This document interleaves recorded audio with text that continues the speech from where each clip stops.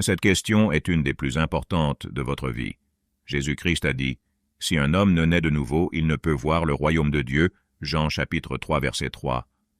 Il ne suffit pas de répondre « Je suis membre de l'Église, je suppose que je suis chrétien ». Un grand nombre de ceux qui se disent chrétiens ne montrent aucun signe de la nouvelle naissance telle que l'Écriture nous l'a donnée. Beaucoup de ces signes sont énumérés dans la première épître de Jean. Aucune habitude pécheresse. Premièrement, Jean écrit « Quiconque est né de Dieu ne pratique pas le péché » 1 Jean chapitre 3, verset 9. Nous savons que quiconque est né de Dieu ne pratique pas le péché 1 Jean chapitre 5, verset 18. Quelqu'un qui est né de nouveau ou régénéré ne pêche pas par habitude. S'il pêche, son cœur, sa volonté et tout son être n'y consentent plus. Probablement, il fut un temps où il ne se demandait pas si ses actions étaient pécheresses ou non, et il ne se sentait pas toujours affligé après avoir fait du mal. Il n'y avait pas de lutte entre lui et le péché, ils étaient amis. Mais le vrai chrétien est le péché, le fuit, le combat, le considère comme son plus grand fléau, refuse le fardeau de sa présence, se lamente quand il tombe sous son influence et aspire à en être complètement délivré. Il ne prend plus aucun plaisir au péché. Celui-ci est devenu une horreur qu'il déteste. Cependant, il ne peut pas éradiquer sa présence en lui. S'il disait qu'il n'avait pas de péché, il se séduirait lui-même. 1 Jean chapitre 1 verset 8. Mais il peut dire qu'il est le péché et que le plus grand désir de son âme est de ne plus pécher du tout. Il ne peut pas empêcher les mauvaises pensées d'entrer dans son esprit, ni éliminer de ses paroles et de ses actions les imperfections, les omissions et les défauts. Il sait que nous bronchons tous de plusieurs manières. Jacques, chapitre 3, verset 2. Mais il peut honnêtement dire devant Dieu que ces choses lui causent du chagrin et de la tristesse, et que sa nature tout entière n'y consent pas. Deuxièmement, Jean écrit, « Quiconque croit que Jésus est le Christ est né de Dieu. » 1 Jean chapitre 5, verset 1. Un homme qui est né de nouveau ou régénéré croit que Jésus-Christ est le seul sauveur qui peut gracier son âme, qu'il est la personne divine désignée par Dieu le Père dans ce but précis, et qu'en dehors de lui il n'y a aucun sauveur. En lui-même il ne voit rien d'autre que de l'indignité. Mais il place pleinement sa confiance en Christ, se reposant sur lui et croyant que ses péchés sont pardonnés. Il croit que, sur la base de l'œuvre accomplie par Christ et de sa mort sur la croix, il est déclaré juste devant Dieu et qu'il peut regarder la mort et le jugement à venir sans crainte. Romains chapitre 4 verset 20 et chapitre 5 verset 1 et chapitre 8 verset 1. Il peut quelquefois douter et craindre. Il peut dire de temps à autre qu'il se sent comme quelqu'un qui n'aurait pas du tout la foi. Mais demandez-lui s'il place sa confiance ailleurs qu'en Christ et voyez ce qu'il vous dira. Demandez-lui si son espérance dans la vie éternelle repose sur sa propre bonté, sur ses propres œuvres, sur ses prières, son pasteur, son Église, et écoutez sa réponse. Que dirait l'apôtre à ton sujet? Es-tu né de nouveau? Que? Pratiquez la justice. Troisièmement, Jean écrit, « Quiconque pratique la justice est né de lui. » 1 Jean chapitre 2 verset 29. L'homme qui est né de nouveau ou régénéré est un homme saint.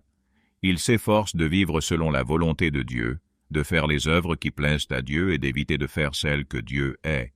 Il désire sans cesse regarder à Christ comme son modèle aussi bien que son sauveur, pouvant ainsi être l'ami de Christ en faisant tout ce qu'il commande. Il sait qu'il n'est pas parfait. Il est tristement conscient de la corruption qui demeure en lui. Il trouve en lui un principe mauvais qui fait constamment la guerre à la grâce en essayant de le détourner de Dieu. Pourtant il ne l'accepte pas, ne voulant aucunement faire obstacle à la présence divine. Même si quelquefois il se sent si déprimé qu'il se demande s'il est chrétien ou non, il pourra dire avec John Newton, « Je ne suis pas ce que je devrais être. Je ne suis pas ce que je veux être. Je ne suis pas ce que j'espère être dans le monde à venir. Néanmoins, je ne suis plus celui que je fus autrefois, et par la grâce de Dieu, je suis ce que je suis. » Que dirait l'apôtre à ton sujet? Es-tu né de nouveau? Aimez les autres chrétiens. Quatrièmement, Jean écrit, « Nous savons que nous sommes passés de la mort à la vie parce que nous aimons les frères. » 1 Jean chapitre 3, verset 14. Un homme qui est né de nouveau possède un amour particulier pour tous les vrais disciples de Christ. Tout comme son Père céleste, il a pour tous les hommes en général un grand amour, mais possède un amour particulier pour ceux qui partagent sa foi en Christ. Comme son Seigneur et Sauveur, Il aime les pires pécheurs et pourrait pleurer sur eux, mais il possède un amour particulier pour les croyants. Il ne se sent jamais autant chez lui que lorsqu'il est en leur compagnie. Il ressent qu'ils sont tous membres d'une même famille. Ce sont ses compagnons d'armes, combattant le même ennemi, et ses compagnons de voyage, parcourant la même route. Il les comprend et ils le comprennent. Ils peuvent être très différents de lui en bien des points, socialement, hiérarchiquement ou financièrement. Mais peu importe. Ils sont fils et filles de son Père et ne peut s'empêcher de les aimer. Cinquièmement, Jean écrit, « Car tout ce qui est né de Dieu triomphe du monde. » 1 Jean chapitre 5 verset 4. Un homme qui est né de nouveau ne fait pas des opinions du monde sa norme du bien et du mal. Peu lui importe d'aller à contre-courant de ce monde, de ses idées et de ses pratiques. Il ne s'inquiète plus de ce que pensent ou disent les hommes. Il triomphe de l'amour du monde. Il ne trouve aucun plaisir dans ce qui semble rendre heureux tant de personnes. Pour lui, elles sont folies et indignes d'un être immortel. Il aime la louange de Dieu plus que la louange des hommes. Il craint d'offenser Dieu plus que d'offenser les hommes. Qu'on lui fasse des reproches ou des éloges, aucune importance. Son but premier est de plaire à Dieu. Que dirait l'apôtre à ton sujet? Es-tu né de nouveau? Se garder pur. Sixièmement, Jean écrit, « Celui qui est né de Dieu se garde lui-même. » 1 Jean chapitre 5, verset 18.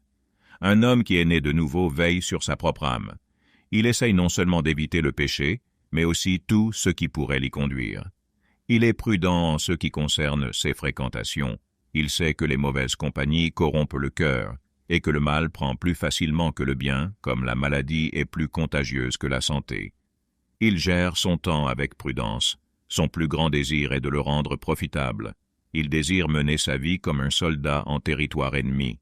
Il reste sans cesse revêtu de son armure pour être prêt en cas de tentation. Il veille, désirant ardemment devenir un homme de prière plein d'humilité. Que dirait l'apôtre à ton sujet? Es-tu né de nouveau?